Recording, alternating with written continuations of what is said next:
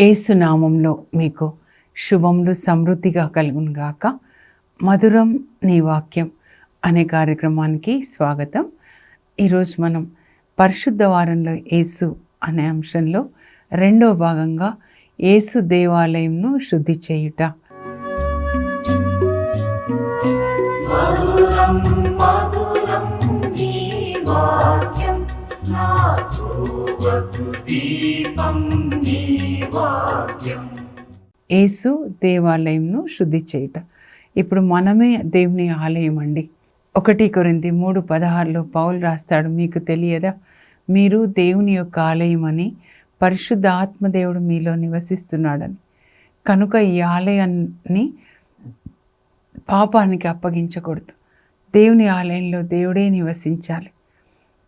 యేసు ప్రభు కడరా భోజన సమయంలో చెప్తారండి, 14వ అధ్యాయం చాలా ముఖ్యమైనది. కడరా భోజన సమయంలో ఆయన మనకిచ్చిన ఆశీర్వాదాలు, నేను పరలోకానికి వెళ్ళి మీకు ఇల్లు కట్టి మరలా వస్తాను, వచ్చి మిమ్మల్ని తీసుకెళ్తా, ఎందుకంటే నేనున్న చోటే మీరు ఉండేలాగా నేను మిమ్మల్ని తీసుకెళ్తాను. యేసు ప్రభు మళ్ళీ ఇప్పుడు వస్తారండి, రెండవ రాకడ. మనం వేచి ఉండాలి. ఆయన పెళ్లి కొడుకులాగా వస్తాడు. మనం ఆయన యొక్క వధువుగా, పెళ్లి కూతురుగా పరిశుద్ధ వస్త్రాలని ధరించుకొని ఆయన కొరకు వేచి ఉండి, రమ్ము ప్రభు, మరణాత రమ్ము ప్రభు, మేము వేచి ఉన్నాము, ఆత్మయు వధువైన మేము వేచి ఉన్నాము అని ఆయనని రమ్మని పిలవాలన్నమాట. పెళ్లి కొడుకుని రమ్మని పిలవాలి. అప్పుడు మన వివాహం, వధువైన మన వివాహం ఆయనతో అక్కడ మధ్యాకాశంలో జరుగుతుంది అన్నమాట. ప్రకటన దర్శన 19లో 7-9 వరకు చూస్తే వధువు సిద్ధమైనది, ఆమె స్వచ్ఛమైన వస్త్రాలు ధరించుకోవడానికి అనుమతించబడింది. ఆమె చేసినటువంటి నీతి కార్యములు, నీతి క్రియలు, సత్కార్యంలే ఆ వస్త్రాలు. మరి గొర్రెపిల్ల విందునకు ఆహ్వానింపబడిన వారు ధన్యులు అని రాయి అని యోహానికి ఒక దూత చెప్తే ఆయన రాస్తాడండి. సో ఇప్పుడు మనము ఆ గొర్రెపిల్ల విందు అంటే యేసు ప్రభు దేవుని గొర్రెపిల్ల విందు మధ్యాకాశంలో జరుగుతుందండి. అప్పుడు యేసు ప్రభు అక్కడికి వచ్చినప్పుడు మనలో ఉన్న పరిశుద్ధాత్మ మనల్ని యేసు ప్రభుకి అప్పగించి ఆయన పరలోకానికి వెళ్తాడు. కనుక ఇప్పుడు వేచి ఉండే టైం రెండవ రాకడ కొరకండి. కనుక మనల్ని శుద్ధి చేయమని అడగాలి. ఎప్పుడు దేవాలయం శుద్ధి చేయుట. పాత నిబంధనలో ఈ సొలొమోను రాజు కట్టిన ఫిజికల్ స్ట్రక్చర్ అన్నమాట, రాళ్లతో కట్టినది. నూతన నిబంధన మరియ తల్లితో, పరిశుద్ధ మాతతో ప్రారంభమవుతుంది. నిష్కలంక సుందరి నిర్మల మాత, మందసపు పెట్టే జ్ఞాన పాత్ర. ఈ తల్లి తన దేహాన్ని దేవునికి ఆలయంగా సమర్పించారు. సెయింట్ అగస్టిన్ గారు ఆ తల్లి గురించి ఏమంటారంటే, mother Mary conceived Jesus first in her mind. వాక్యమంతా ఆ దేవాలయంలో ఆమె పెరుగుతుందండి. వాక్యమంతా విన్నారు చెవులతో, చదివారు కళ్ళతో, నాలుకతో చెప్పారు. ఈ 3 ఇన్వాల్వ్ కావాలన్నమాట. ఆ తర్వాత అది ఇక్కడికి వెళ్ళిపోయింది మనసులోకి. అక్కడ యేసు ప్రభుని వాక్యాన్ని ఆమె గర్భం ధరించారు మనసులో. ఆ తర్వాత హృదయంలో గర్భం ధరించారు. నోటితో ఆ వాక్యాలు చెప్పుకుంటూ ధ్యానిస్తూ ఉన్నారన్నమాట. ఇక్కడ ధరించారు, కన్యక గర్భం ధరించి ఒక కుమారుని కంటుందని. ఆ తర్వాత గర్భంలో యేసు ప్రభుని గర్భం ధరించారు. వాక్యము ఆత్మ కలిసి యేసు ప్రభువుగా రూపుదిద్దుకోబడి ఈ లోకానికి యేసు ప్రభు రక్షకుని అందించిన పరిశుద్ధ మాత అన్నమాట. మనం కూడా ఆ తల్లిని గౌరవించడం అంటే మన దేహాన్ని ఆయనకి ఆలయంగా, దేవుని ఆలయంగా మార్చాలి. కడరా భోజన సమయంలో యేసు ప్రభు చెప్తారనమాట, ఏంటి అంటే, మీరు నన్ను ప్రేమిస్తే నా ఆజ్ఞలు పాటిస్తారు. యేసు ప్రభుని ప్రేమించడం అంటే ఒకే ఒక మార్గం అండి. ఆయన చెప్పిందంతా మనం చదివి దాన్ని పాటించాలన్నమాట. అప్పుడు మీరు నా తండ్రి వలన మీరు ప్రేమించబడతారు. మేము వచ్చి, తండ్రి కుమార పరిశుద్ధ, మేము వచ్చి మీ హృదయంలో నివసిస్తాం. మన దేహము త్రియేక దేవుని ఆలయంగా మారుతుంది. అంటే పాత నిబంధన అంతా తండ్రి దేవుడు, సువార్తలు 4 యేసుప్రభు, అపోస్తుల కార్యాల నుంచి ప్రకటన వరకు పరిశుద్ధాత్మ. సో ఇదంతా మన హృదయంలో ఉన్నప్పుడు మన దేహము దేవుని ఆలయంగా మారుతుంది. ఇది అండి. అందుకే ఈ 46 రోజులు ఇప్పుడైతే మనం చివరికి వచ్చాం, కనీసం ఈ పరిశుద్ధ వారంలో పరిశుద్ధ గ్రంథాన్ని ధ్యానించుకోండి. నాలోనికి రండి ప్రభా, వాక్యమైన ప్రభా నాలోనికి రండి. మన కన్నుల ఎదుట నుంచి వాక్యం ప్రక్కకి పోకూడదు. మనం వినాలి. నా గొర్రెలు నా స్వరాన్ని వింటాయి. యేసుప్రభు మందలో ఉంటే ఆయన స్వరాన్ని వింటాం. మన నాలుక ఎప్పుడు ఈ వాక్యాన్ని నోటితో పలుకుతూ ఉండాలి. దాన్ని ధ్యానించడం అంటారనమాట. ఇప్పుడు ఇంకా మనం మార్కు సువార్త ఈరోజు 11వ అధ్యాయంలో 12 నుంచి 19 అండి. అయితే మరొక్కసారి 1 నుంచి చూస్తే ఏంటంటే, యేసు ప్రభు గాడిద పిల్ల మీద కూర్చొని యెరూషలేములోనికి ప్రవేశిస్తారు. నా హృదయంలోనికి, నా ఇంటిలోని.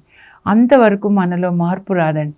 వాక్యమైన ప్రభువు నీ కన్నుల ద్వారా, చెవుల ద్వారా, నాలుక ద్వారా ఇక్కడికి వెళ్ళాలి, అక్కడి నుంచి ఇక్కడికి వెళ్ళాలన్నమాట.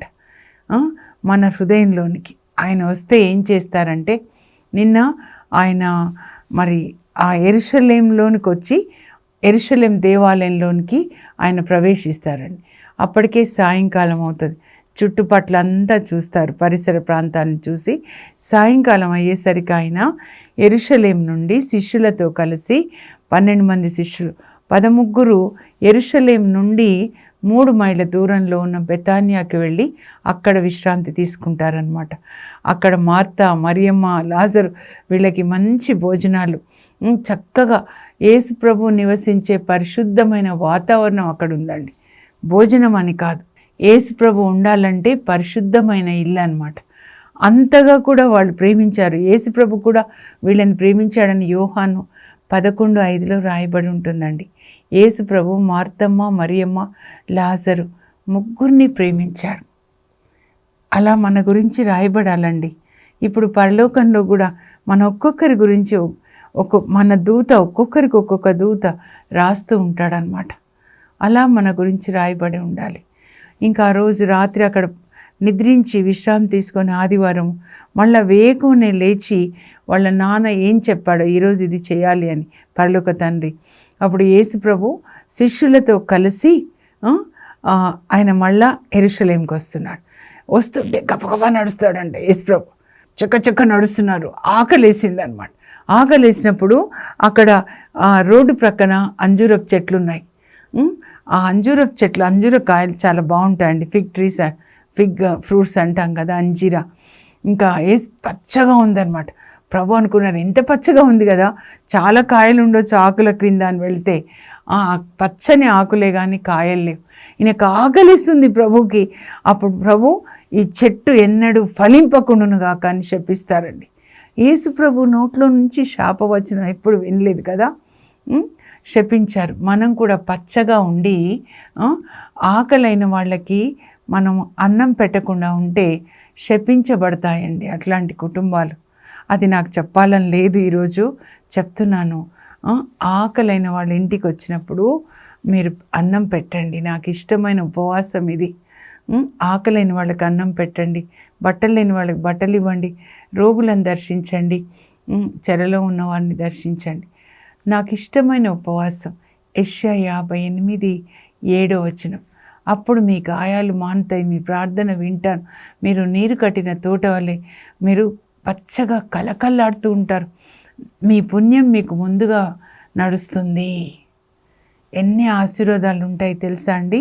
సో మీరు పచ్చగా ఉంది, దేవుడు మీకు ఇచ్చింది పట్టుకోవడానికి కాదు, ఇవ్వడానికి అన్నమాట. ఇంకా సరే, ఆ తర్వాత శిష్యులు ఆశ్చర్యపోతారు, ఈ యేసు ప్రభు అందరినీ ఆశీర్వదించి ఆయన ఇలా శపించాడే అని. అంటే మనుషుల్ని శపించడం ఆయనకి ఇష్టం లేదు, ఆశీర్వదించడానికి వచ్చాడు. శాపాలు తన మీద వేసుకోవడానికి చెట్టుని శపించి చూపిస్తున్నాడు, నేను మిమ్మల్ని బాగా ఆశీర్వదించినప్పుడు మీరు పేదవాళ్ళని ఆశీర్వదించండి అని. యెరూషలేంలోకి వచ్చి సరాసరి ఎక్కడికి వెళ్తాడు? దేవాలయంలోని. నిన్న కూడా అలాగే, ఈరోజు కూడా. ఈరోజు సోమవారం కదా, శుక్రవారం వాళ్ళకి పాస్కా పండుగ అండి. చాలా ముఖ్యమైన పండుగ అన్నమాట. నిర్గమకాండం 12వ అధ్యాయంలో పాస్కా పండుగను గురించి వ్రాయబడింది. అది తెలియకుండా ఉంటే మనకి ఇది అర్థం కాదు. యూదుల పండుగల నుంచి మన పండుగలు వచ్చాయండి. వాళ్ళ పాస్కా పండుగ మనకి గుడ్ ఫ్రైడే, వాళ్ళ తొలి ఫలంలో పండుగ మనకి పునరుత్థాన పండుగ అన్నమాట. కోతల పండుగ మనకి పెంతెకోస్తు పండుగ. ఇప్పుడు వాళ్ళ పాస్కా పండుగ అంటే వాళ్ళు ప్రపంచ దేశాల నుంచి వచ్చేసి ఒక్కొక్క కుటుంబానికి ఒక్కొక్క గొర్రె పిల్లని వాళ్ళు కొని బలిగా ఇస్తారనమాట దేవునికి. అందువల్ల వీళ్ళు దేవాలయ కోటియాడు మొత్తం 46 acres అంటండి. అప్పుడు దావీదు కట్టించినప్పుడు ఇది రెండోసారి కట్టబడింది బాబిలోను నుంచి. ప్రవాసం నుంచి వచ్చిన తర్వాత జెరుబ్బాబెల్ ఆయన సంతతి వాడు యెహోషువ అనమాట. ఇంకా వీళ్ళు ఏం చేస్తున్నారంటే ఈ ప్రధాన అర్చకులు, ఆ తర్వాత ధర్మశాస్త్ర బోధకులు ఆ కోటియాడ్లో ఈ గొర్రెలు ఉంటాయనుకోండి, ఆ కోటియాడ్లో గొర్రెలు, ఎడ్లు, పావురాలు అమ్ముతున్నారు. వేరే దేశాల నుంచి వచ్చిన వాళ్ళు మనీ మార్చుకోవాలి కదండి. ఇప్పుడు మనం అమెరికా వెళ్ళాలంటే మనీ మార్చుకుంటాం కదా, అట్లా అనమాట. అయితే గొర్రె ఒకవేళ 1000 అనుకోండి, వాళ్ళు 2000కి అమ్ముతున్నారు. 100 పావురం అయితే 200. ఒక బిజినెస్ చేస్తూ ఉన్నారనమాట. ప్రభుకి ఎంత కోపం వస్తుందంటే ఇంకా తాళ్ళు తీసుకొని కొరడాల్లాగా పేని అందరినీ బయటికి పంపించేస్తారనమాట. అప్పుడు ఇంకా ఆయనకి ఎంత కోపం, నా తండ్రి ఆలయాన్ని మీరు దొంగల గుహగా మారుస్తున్నారు, నా తండ్రి ఆలయము ప్రార్థనాలయము అని పిలువబడుతుందని వ్రాయబడి ఉండలేదా? It's return that my house shall be called house of prayer for all nations, but you made it hide out for the thieves. మీరు దాన్ని దొంగల గుహగా మార్చారు అని వ్రాయబడి ఉండలేదా అంటే పాత నిబంధన నుంచి కోట్ చేస్తున్నారండి. యెషయా 56:7లో నా ఆలయము సకల జాతి జనులకు ప్రార్థనాలయం అని వ్రాయబడి ఉన్నది. అంటే వ్రాయబడి ఉన్న దానికి మీరు వ్యతిరేకంగా చేయొద్దు.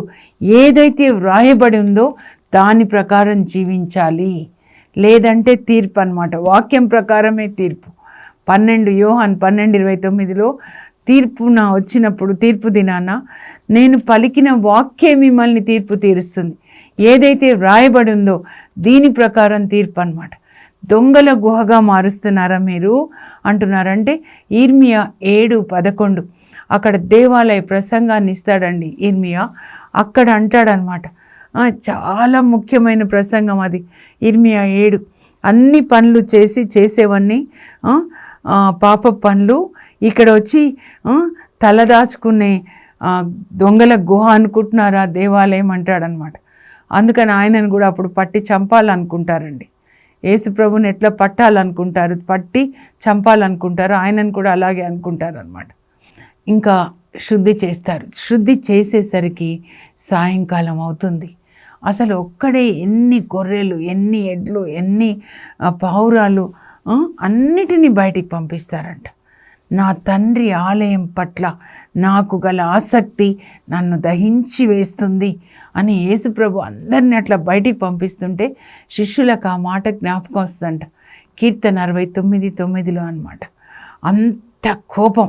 అయితే యేసుప్రభు 2 సార్లు దేవాలయాన్ని శుద్ధి చేస్తాడండి. ఇప్పుడు తన సేవ చివర అనమాట. ఇంకా మరణించబోతున్నారు సిలువలో ఆయన కదా. ఇవన్నీ ఎందుకు? ఆయననే దేవుని గొర్రెపిల్ల. ఈ గొర్రెపిల్లల రక్తం ఎవరిని విడుదల చేయలేవు. దేవుని గొర్రెపిల్ల ఆయన మరణిస్తున్నాడు. ఇవెందుకు? ఇంకా ఈ వ్యాపారాలు ఎందుకు? దేవాలయంలోంచి ఎవరిని ఏది తీసుకొని పోనివ్వలేదంట. ఏది తీసుకొని పోవడానికి కాదు, దేవాలయానికి మనం ఇవ్వాలన్నమాట. ఆయన 2 సార్లు శుద్ధి చేస్తాడు. సేవ ప్రారంభంలో యోహాను సువార్త 2వ అధ్యాయం కూడా చదవాలండి, 13 నుంచి 22 వరకు అన్నమాట. అక్కడ ఆయన అప్పుడు కూడా ఈ పాస్కా పండుగని అప్పుడు ఆ దేవాలయాన్ని శుద్ధి చేస్తారు. మీరు వ్యాపార స్థలంగా చెయ్యొద్దు, ఇది దేవుని యొక్క ఆలయము, ప్రార్థనాలయం. ఇక్కడ ఆయన నివసించాలి మన హృదయంలో. ఇది బలిపీఠం మన హృదయం. అప్పుడు మనము ఆయనని ఆరాధించాలి. ఏ విధంగా అంటే ఆయన చెప్పిన వాక్యాన్ని చదివి ధ్యానించి విధేయించడం, అదే ఆరాధన అన్నమాట. Obedience to the word of God it self is worship. దేవునికి విధేయించడమే ఆరాధన. ఆదికాండం 22:5లో నేను చెప్పాను, అబ్రహాం విధేయిస్తాడనమాట ఇస్సాకును బలిగా ఇవ్వమన్నప్పుడు. అలా ఆరాధించాలి. కానీ మీరు వ్యాపార స్థలంగా చేస్తున్నారు. ఈ శరీరాన్ని వ్యాపారం చేయడానికి కాదండి, దేవుని యొక్క ఆలయం. అప్పుడు యోహాను 2లో అనమాట, సేవ ప్రారంభంలో, అప్పుడు కూడా ఆయన దేవాలయాన్ని శుద్ధి చేస్తుంటే వాళ్ళు వచ్చి అడుగుతారు, దేవాలయ పెద్దల అధికారులు, అసలు నీకు ఈ అధికారం ఎవరిచ్చారు? నువ్వు ఏ అధికారంతో ఈ పనులు చేస్తున్నావు? ఎక్కడి నుంచి వచ్చింది నీకు అధికారం? మాకు చెప్పు అంటారనమాట. అప్పుడు ప్రభు చెప్తారు, మాకు ఒక గుర్తు చూపించు అంటే, ఈ ఆలయాన్ని మీరు పడగొట్టండి, నేను 3 రోజుల్లో తిరిగి కడతాను. ఈ ఆలయం కట్టడానికి 46 సంవత్సరాలు పట్టింది, నువ్వు 3 రోజుల్లో ఎట్లా తిరిగి కడతావు అంటే, ఇది క్రీస్తు పూర్వము 20లో హెరోదు రాజు ఈ దేవాలయాన్ని ఎక్స్టెన్షన్ చేస్తాడండి, బ్యూటిఫుల్గా కడతాడు. అప్పుడు ప్రారంభం అవుతాయి. ఇప్పటి వరకు 46 సంవత్సరాలు, ఇంకా ఇది ముగించదు, 86 సంవత్సరాలు పడుతుంది అన్నమాట. కానీ ఇప్పుడు క్రీస్తు శకం 27కి 46 సంవత్సరాలు అయిపోయిందనమాట. యేసుప్రభు సేవ ప్రారంభమైనప్పుడు 3 రోజుల్లో కడతాను అంటే ఎలా అని వాళ్ళు అంటారు. కానీ యేసుప్రభు మాట్లాడింది ఈ ఫిజికల్ దేవాలయం కాదండి, మన దేవాలయం, మన దేహము అనే దేవాలయం. నా దేహం అనే దేవాలయాన్ని మీరు సిలువకి వేసి కొట్టినప్పుడు నేను తిరిగి మరలా 3వ రోజు లేస్తాను అని చెప్తున్నారు. అంటే నూతన నిబంధనలో ప్రతి ఒక్కటి మరియ తల్లిని మనకి మాదిరిగా తీసుకొని ఎలా తన దేహాన్ని దేవునికి ఇచ్చి యేసుప్రభుని లోకానికి అందించారో, మనం కూడా వాక్యాన్ని గర్భం ధరించి పరిశుద్ధాత్మని పొంది లోకానికి యేసుప్రభుని అందించాలి. ఆయన నీతిని, ప్రేమను, కరుణను, ఇంత నీతిమంతుడండి. సెయింట్ ఫ్రాన్సిస్ ఆఫ్ అసిసిని చూసి వాళ్ళు, అమ్మా యేసు ప్రభువే అయినా అనదర్ క్రైస్ట్ అని పాపుగారు పిలిచారంట. శౌరి వారు, పునీత ప్యాట్రిక్ గారు, అపోస్తులు యేసు ప్రభుకి సాక్షులుగా ఉన్నారు. ఈ మధ్య ఉదయం మాస్లో నేను వింటూ ఉన్నాను, ఒక ఫాదర్ గారు చెప్తున్నారు, చివర్లో బ్లెస్సింగ్ చాలా జాగ్రత్తగా వింటారు. మీరు సమాధానంతో వెళ్ళి క్రీస్తు ప్రేమలో క్రీస్తునకు సాక్షులుగా జీవించండి. యేసు ప్రభుకి సాక్షులుగా, సాతానికి సాక్షులుగా జీవించడానికి మనల్ని ఎన్నుకోలేదండి. ఈ దేహాన్ని మనకి దేవుని ఆలయంగా మార్చడానికి ఇచ్చారు. ఆ పర్పస్ యేసుప్రభు చెప్తున్నారు. మరియ తల్లి, యేసుప్రభు, అపోస్తులు, పునీతులు ఇప్పటి వరకు కూడా వాళ్ళ దేహాల్ని దేవుని ఆలయాలుగా మార్చారనమాట. అందుకే మత్తయి సువార్త 5లో 8 అష్టభాగ్యాలు చాలా ముఖ్యమైనవండి. మత్తయి 5:3-10 వరకు 8 విషయాలు ప్రభు చెప్తారనమాట. 8 ధన్యతలు. Blessed are the pure in heart, they will see God అని. హృదయ శుద్ధి కలవారు ధన్యులు, వారు దేవుని దర్శింతురు. ఇలా శుద్ధ హృదయం ఉంటే వాళ్ళు పరలోకానికి వెళ్తారు పసిపిల్లల్లాగా. ఇప్పుడు నిన్న యేసుప్రభు మనలోకి వచ్చారు, లోపలికి వెళ్ళిన తర్వాత ఆయన మనల్ని శుద్ధి చేస్తారు, మన హృదయాన్ని శుద్ధి చేస్తారండి. మన హృదయాన్ని శుద్ధి చేసే డాక్టర్ యేసుప్రభు అనమాట. లోపలికి వచ్చిన తర్వాత ఆయన మన లోపల ఉన్నవన్నీ కూడా గుర్రాలు, యుద్ధాశ్వాలు తొలగించి శాంతినిచ్చి రాజుగా ఉంటారని.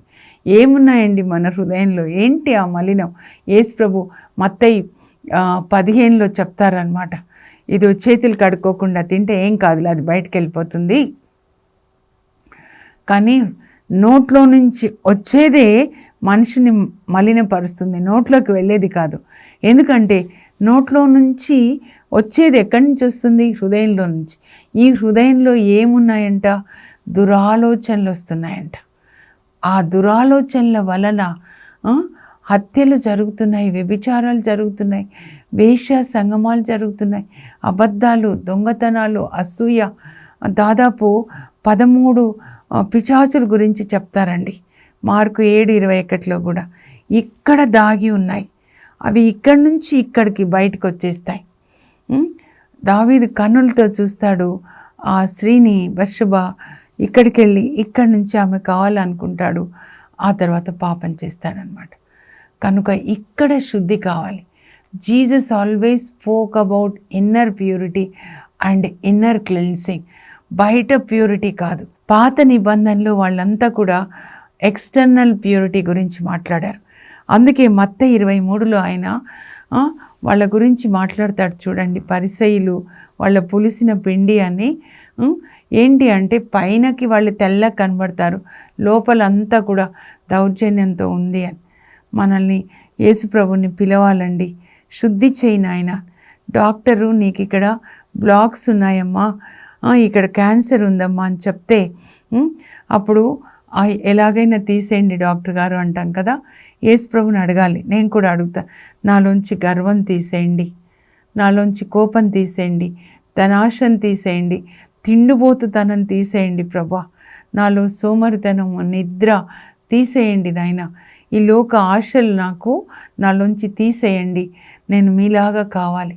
ఒక్కరోజే మనం ఆయనలాగా కాలేకపోయినా యేసు ప్రభు ఎలా జీవించారో తండ్రి చిత్తం చేశాడు.